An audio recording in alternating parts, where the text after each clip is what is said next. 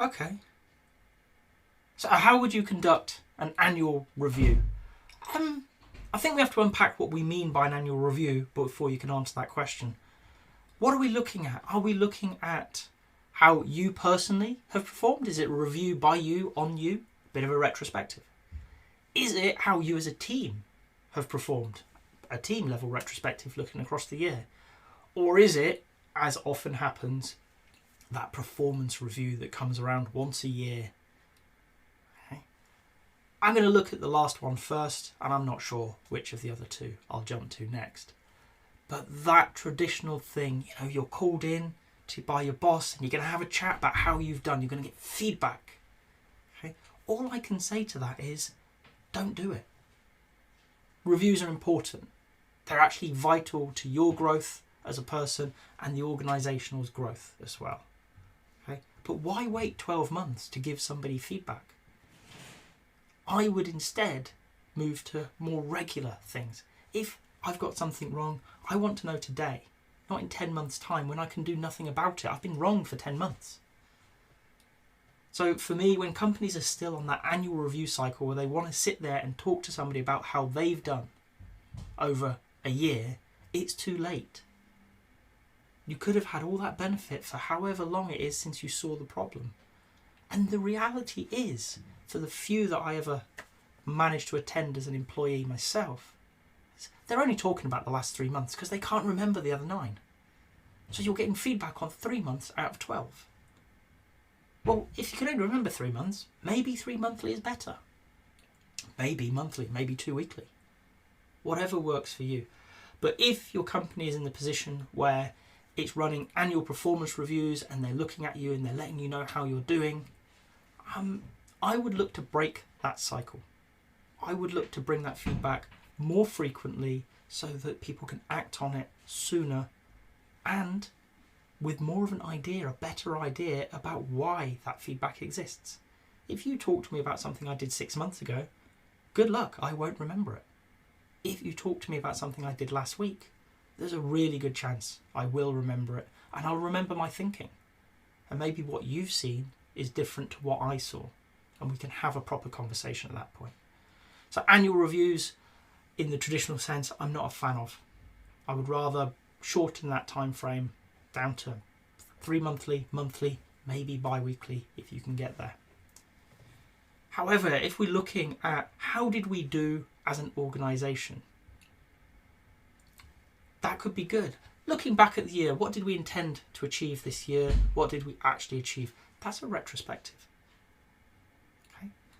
It is very similar to the sprint review and the sprint retrospective combined, in fact.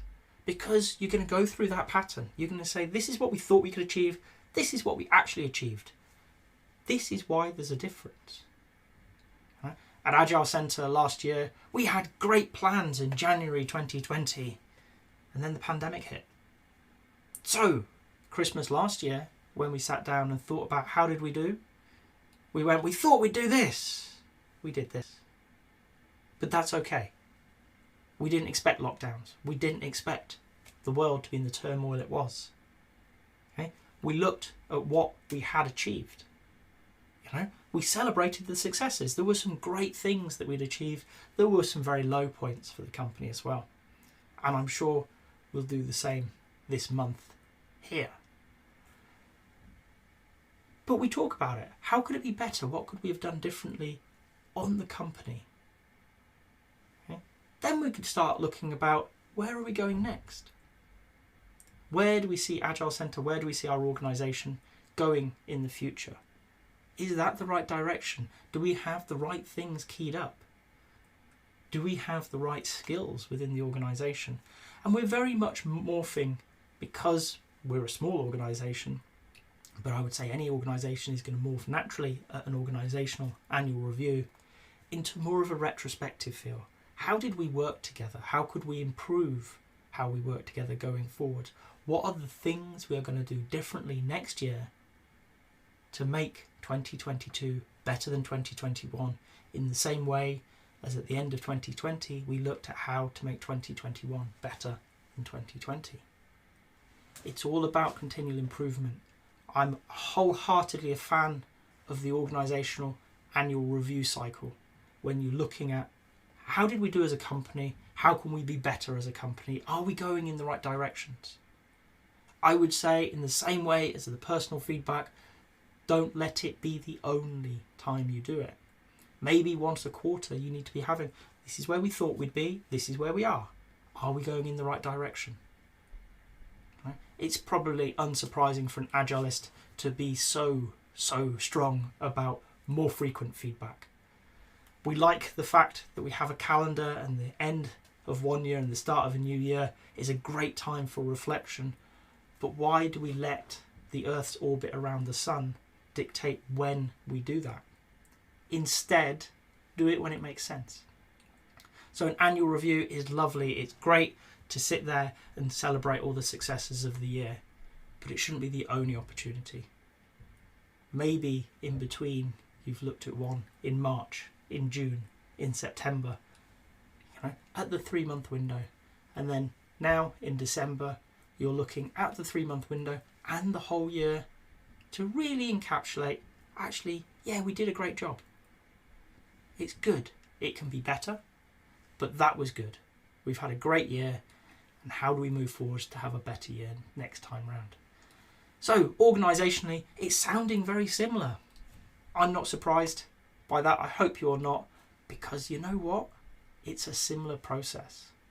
And when it comes down to personally, I do reflections.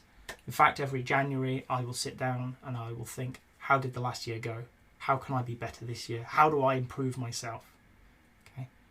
But guess what? I also do it every quarter. In fact, I do it every month. Okay. Because I don't want to wait 12 months or even 3 months for that opportunity to say, okay, John, this isn't going the way you thought it would. Why is that? Okay. If I look at my fitness goals for the year, they've not been achieved. Let's leave that there. But why? How is it, I've been busy, I've struggled to get the right levels of what I thought were, but is what I've done enough? In the new year, I'll come back and I'll look again and I'll say, actually, so that wasn't achievable. That was too much. What is more than you did, but less than you thought you could do? Where is that line that is a challenge but achievable? Okay. And again, repeat that as often as it makes sense. We love to look at annual things, but I would say if you want to get better, doesn't matter at what level you're looking, personal, team, departmental, organisational, you need to be reflecting more frequently than just once a year. If you've got to this point in the video, I hope you've enjoyed it. If so, a like would be appreciated. If you want to hear more from me, more answers to questions that maybe you've got in the Agile world, please subscribe to the channel. And if you've got a question that you really want answered, drop it in the comments. I promise we'll get around to it. Thank you.